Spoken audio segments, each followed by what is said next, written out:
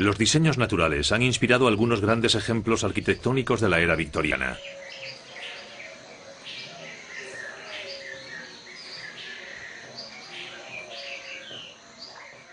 En 1849, el botánico Joseph Paxton tenía que construir un invernadero más grande para sus imparables liliáceas.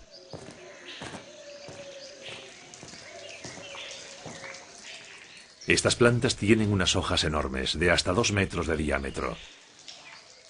De ahí el problema de Paxton. Pero la solución al problema estaba en las mismas hojas. Se apoyan en unas series complejas de protuberancias y puntales. Paxton vio que podía utilizar la misma disposición para soportar un tejado de gran envergadura sobre su nuevo invernadero. Demostró la resistencia de estas hojas de un modo poco usual. Podían servir de cuna para un bebé.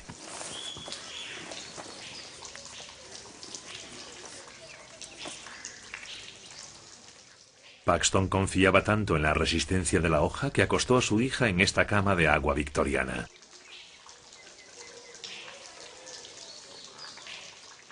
Cuando alcanzan su tamaño máximo, soportan incluso el peso de un adulto.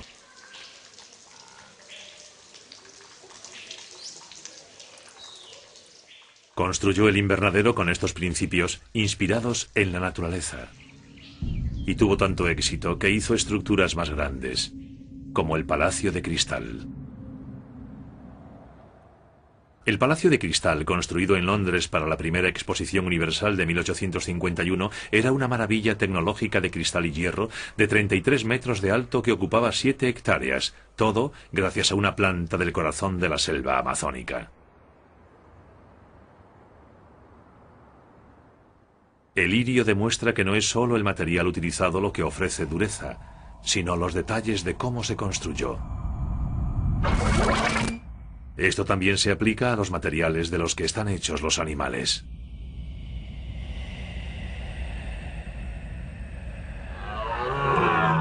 Cuando llega el otoño a las montañas rocosas en América del Norte, la naturaleza pone a prueba uno de sus materiales más sorprendentes.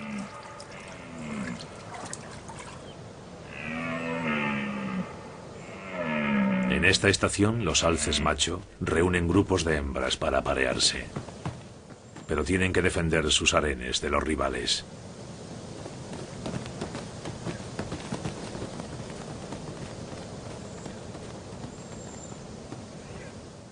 Para ello, la naturaleza los ha dotado de duras cornamentas de hueso.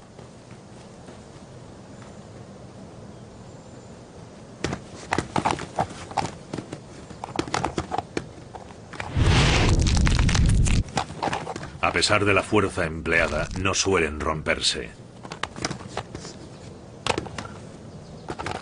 Pero el hueso pesa, y la naturaleza economiza todo lo posible. Los huesos por dentro están en parte huecos, pero llenos de una red intrincada de arcos. Esta hermosa estructura interna también tiene una ingeniería elegante.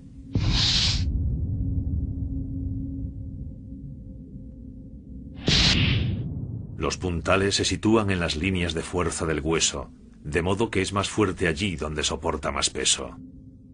Es tan fuerte como puede ser, pero usando el mínimo material posible.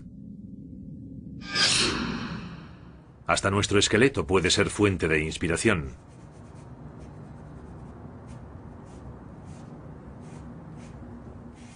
El hueso del muslo humano, el fémur, es especialmente elegante. La cabeza del hueso se desvía hacia un lado, lo que supone tener que trasladar el peso del cuerpo primero hacia un lado y después hacia abajo. Los puntales forman un arco en la cabeza del fémur para trasladar el peso con eficacia y economía.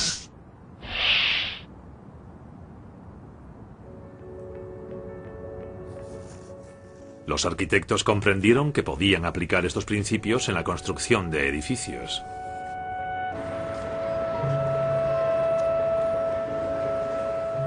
Es la fuente de inspiración de uno de los edificios emblemáticos del mundo, la Torre Eiffel.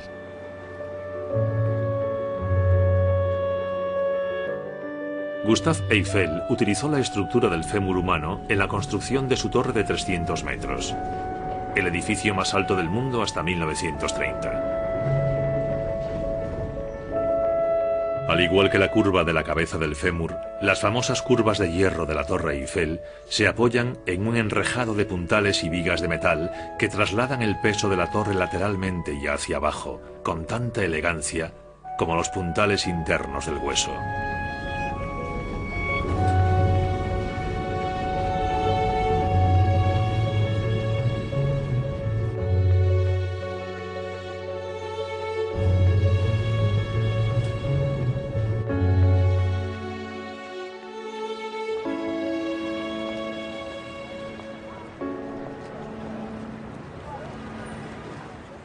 En los últimos años hay cada vez más ingenieros y diseñadores que buscan inspiración en los cuerpos para construir puentes, edificios y coches.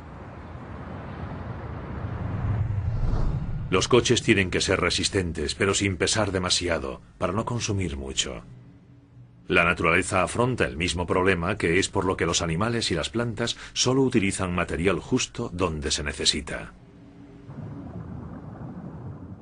Este pez con forma de coche, el pez cofre, podría ser un buen modelo para un coche eficiente. Los ingenieros de Daimler Chrysler diseñaron un chasis con un programa informático que, al igual que el pez cofre, utilizaba más material donde son mayores las cargas. El resultado es el chasis más ligero y resistente de la historia. El esqueleto de los vertebrados, peces, mamíferos y aves, es resistente por el material del hueso y el modo en que se construye.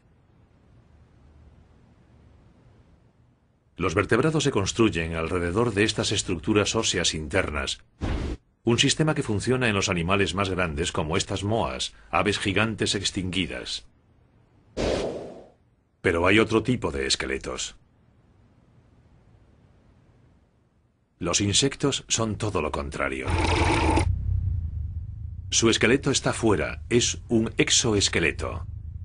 Los insectos cuelgan del interior de una dura cápsula protectora. Es la mejor solución de ingeniería para las criaturas pequeñas.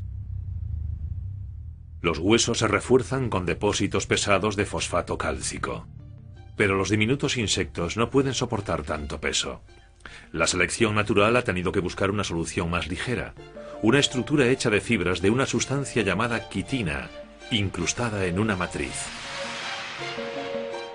Al igual que el contrachapado, cada capa de fibra se coloca en un ángulo ligeramente distinto, lo que hace el exoesqueleto muy fuerte en todas las direcciones. Es tan fuerte que los escarabajos macho utilizan las mandíbulas como los alces los cuernos, para luchar entre ellos por las hembras.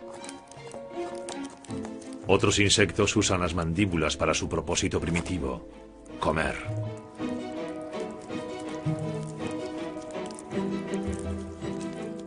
La langosta come mucha hierba. Las hojas de hierba están protegidas por diminutos cristales de sílice que repelen la mayoría de las sustancias. Pero las mandíbulas de una langosta pueden con todo. Y antes de que se desgasten, una langosta joven sustituye sus mandíbulas mudando toda la cápsula externa.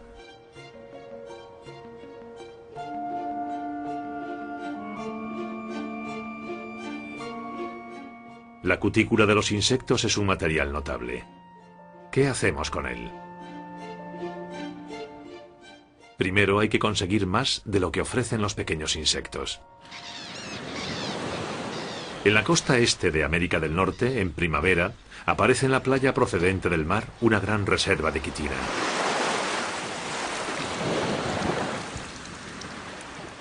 Los cangrejos herradura no son insectos, pero tampoco son cangrejos. Son seres primitivos emparentados con las arañas que aparecen en las playas para desovar desde hace cientos de millones de años. Sus conchas, igual que las de los insectos, están reforzadas con fibras de quitina. Se recogían por las conchas, pero la sobreexplotación ha reducido su población. No es una buena forma de trabajar codo con la naturaleza. Por suerte, la costa este de Estados Unidos nos ofrece otra reserva de quitina. Y la mayor parte de ella se desecha. Es una fuente mucho mejor. En las fábricas de la bahía de Chesapeake, en Norteamérica, extraen la valiosa carne de los cangrejos para ser enlatada. Pero las conchas pueden ser igual de valiosas. Las conchas de los cangrejos también contienen mucha quitina, pero está mezclada con carbonato cálcico. Puede disolverse si tratamos las conchas con ácido para liberar la quitina.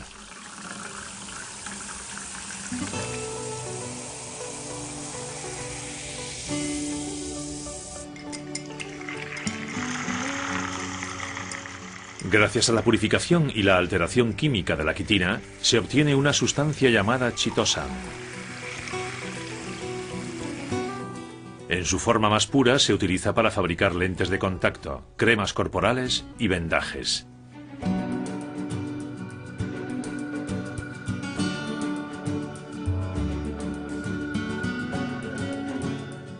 Pero el chitosan también puede utilizarse como un plástico.